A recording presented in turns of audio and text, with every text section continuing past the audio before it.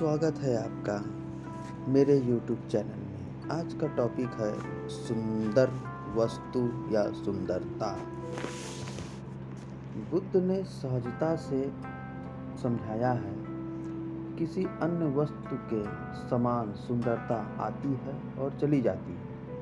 ख्याति और धन संपदा भी इसी प्रकार आनी जानी है। ध्यान साधना करने से जो शांति, हर्ष और स्वतंत्रता प्राप्त होती है, उसी से सच्चा आनंद प्राप्त होता है। आम्रपाली, इस जीवन के जो क्षण शेष रह गए हैं, उनको जियो और उनका पूरा ख्याल रखो। अपने व्यक्तित्व को भुलावे में अथवा निरर्थक आमोद प्रमोद में नष्ट मत करो। यह बात सबसे महत्वपूर्ण है। बुद्ध ने आम्रपाली को बताया कि उसे अपना नित्य नैमित्तिक जीवन नई विधि के अनुसार कैसे व्यवस्थित करना है। प्राणायाम करो, ध्यान में बैठो, सचेतनता की भावना से कार्य करो और पंचशीलों के पालन का अभ्यास करो। इन मूल्यवान शिक्षाओं को पाकर वह हर्षोन्मत्त हो उठी। वहाँ से विदा होने के पूर्व उसने कहा, वैशाली नगर के बाहर मेरे अधिकार में एक आम्रवन है जो शीतल भी है और शांतिपूर्ण भी है।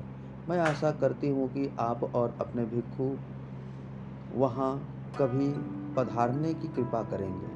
यदि ऐसा हो सका तो यह मेरे लिए और मेरे पुत्र के लिए बहुत ही सम्मान की बात होगी।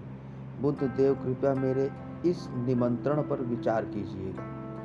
बुद्ध ने मुस्कुराकर स्वीकृति दे दी। जब आम्रपाली चली गई तो कालूदई ने बुद्ध के पास बैठने की अनुमति मांगी। नागसमल ने सारिपुत्र को दूसरी कुर्सी पर बैठने को कहा और वह स्वयं खड़ा ही रहा। अन्य अनेक भिक्षु जो बुद्ध की कुटिया के पास से गुजर रहे थे, वहां रुक गए।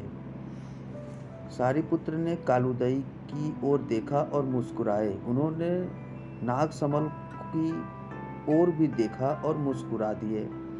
तब उन्होंने बुद्ध से प्रश्न किया, बोधिसत्व, एक भिक्षु को किसी स्त्री की सुंदरता को किस दृष्टि से देखना चाहिए, विशेषतः उस स्त्री को जो आध्यात्मिक साधना में अवरोध हो। बुद्ध मुस्कुराए। वह समझ गए कि सारिपुत्र यह प्रश्न अपनी खातिर नहीं, अन्य भिक्षुओं की तरफ से पूछ रहे हैं। उन्होंने कहा, भिक्षुओं, सभी धर्म वस्तुतः सुंदरता और कुरूपता का विचार नहीं करते, वे उनसे परे होते हैं। सुंदरता या कुरूपता का भाव बोध तो हमारे चित्त को प्रतिबिंबित करता है। सुंदरता और कुरूपता दोनों का सृजन 5 तत्वों से होता है।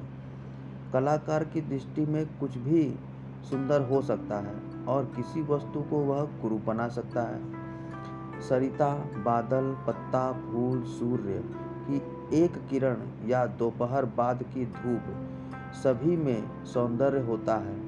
हमारे पास में उगे हुए पीले बांस भी सुंदर हैं, किंतु कोई भी अन्य सौंदर्य स्त्री के सौंदर्य से अधिक चित्त में विघ्न नहीं डालता। यदि कोई स्त्री के सौंदर्य में अभिभूत हो जाता है तो वह सद्धर्म के मार्ग से भटक सकता है। भिक्षुओं, जब आपने चित्त की गहराई में बैठकर देख लिया है और सद्धर्म की गति प्राप्त कर ली है तो सुंदर सुंदर लग सकता है और कुरूप। किंतु आपने भाव बोध से मुक्ति प्राप्त कर ली है तो आप इनमें से किसी से बंधे हुए नहीं हो। तब कोई मुक्त व्यक्ति सौंदर्य की किसी देवी को देखता है तो वह यह भी देख सकता है कि वह सौंदर्य प्रतिमा कितने कुरूप पदार्थों से निर्मित हुई है। मुक्त पुरुष सभी वस्तुओं की अनित्यता और अस्तित्वहीनता को भी समझ सकता है, जिसमें सुंदर और कुरूप दोनों प्रकार की वस्तुएं सम्मिलित हैं।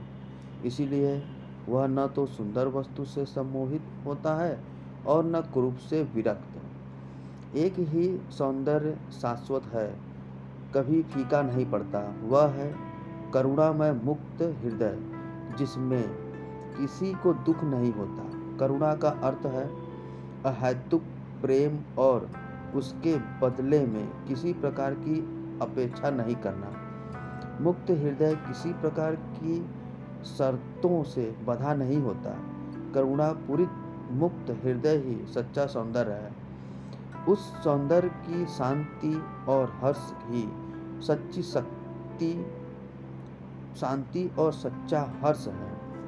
भिक्षुओं, परिश्रम पूर्वक अभ्यास करो तो आपको सच्चे सौंदर्य की अनुभूति हो जाएगी। कालूदई और अन्य भिक्षुओं को बुद्ध के शब्दों से सत्य समझने में बहुत सहायता मिली। धन्यवाद।